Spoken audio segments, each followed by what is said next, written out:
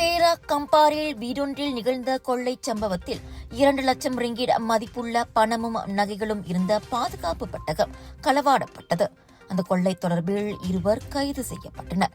கடந்த 10ஆம் திகதி அந்த வீட்டில் இருந்த நபர் வேலைக்கு சென்றிருந்த போது அந்த கொள்ளை சம்பவம் நிகழ்ந்ததாக கம்பார் மாவட்ட காவல்துறை தலைவர் சூப்பரிண்டென்டென்ட் முகமது நஸ்ரி டாவூத் தெரிவித்தார்.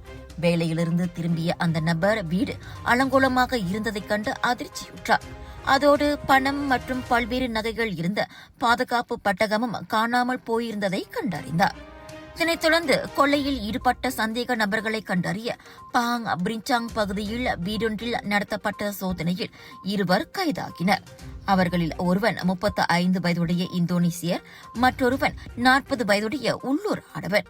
அந்த சோதனையின் போது வீடு புகுந்து திருடியது என நம்பப்படும் பல நகைகளும் பறிமுதல் செய்யப்பட்டதாக நஸ்ரி கூறினார்.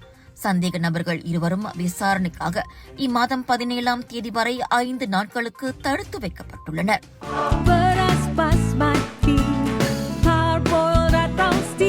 நீளமானது, தரமானது, சுவையானது, ஆரோக்கியமான அரிசிக்கு உன்னதமான தேர்வு.